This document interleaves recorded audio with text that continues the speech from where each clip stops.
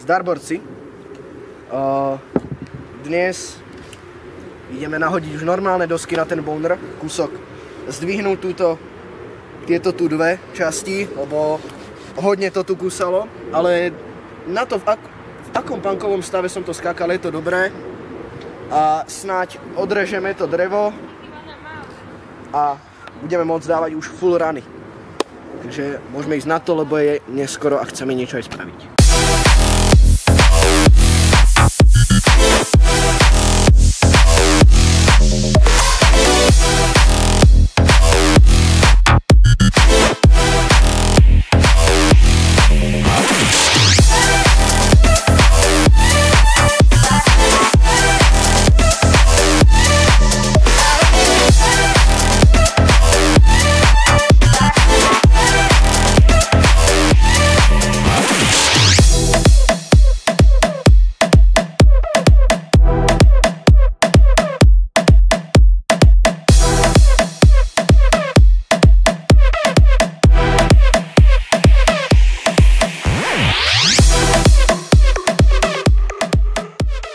OK, klince sú nabité. Po jednom klinci ideme pridať ešte druhý klinec na každú stranu.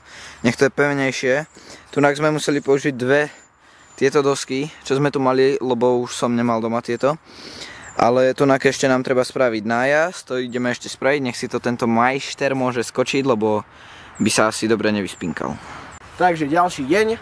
Včera sme tu neboli, lebo lialo jak skrhli a vzniklo nám tu toto. Takže musíme to teraz nejak vyriešiť. S tým by sme mohli dokončiť prvú klopenku, lebo zle sa napája do druhej. A budeme sa venovať boulderu. Môžeme ísť na to, nech stihneme aspoň dať čo spraviť dneska. Tu nám akurát majster ide toto primontovať, nech to je vlastne z tohto dreva sem.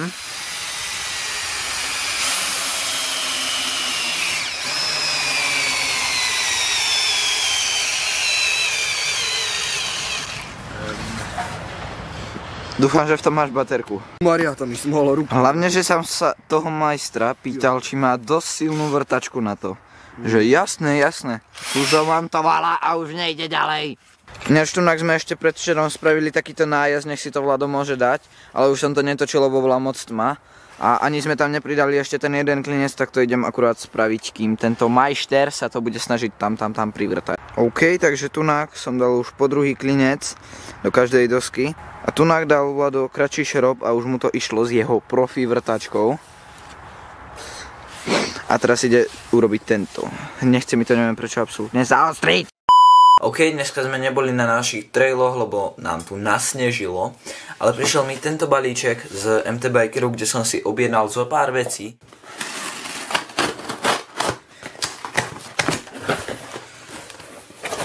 Takže ako prvé tu mám tieto dve duše, ktoré som zobral len aby som dal nad 100 €, aby som mal dopravu zdarma a mohol vlastne využiť takú zľavu.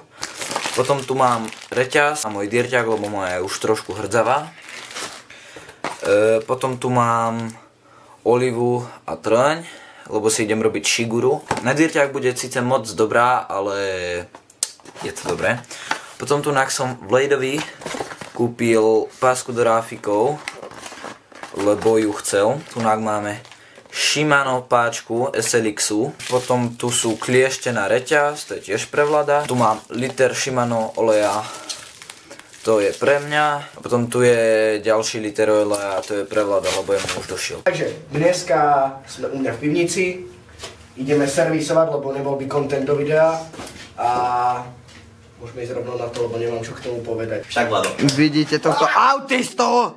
Preto dnešné zábery budú úplne na hovno, lebo tento tu človek. Takže ako prvé tu ideme vymeniť túto Magura páčku, lebo tiekla za Shimano SLX-u, takže poďme na to. OK, takže páčka je už dole a Vlado tu ide akurát odstrihnúť kabeľ. Jej! Našťastie funguje Shimano Oliva na Magura káblik, takže som happy. Pozrite, to bude mňam. Takže dúfam, že to bude fungovať, lebo to je iná veľkosť Shimano a Magura kábel. Takže dúfam, že hej, lebo Shimano kábel, prosím vás, stojí, že 15 €. Profi mechanik z pivnice. Proste pozrite, takto modrý má byť ten olej a skončil takto sivý. Takže, odzdušnili sme maguru, odzdušili ako odzdušili, a medzi tým sme sa tu hrali na vypalovačov, dajme tomu. Videjko nebude priložené. Pozrite proste Vladov servis.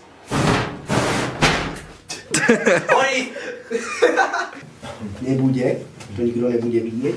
Takže tak.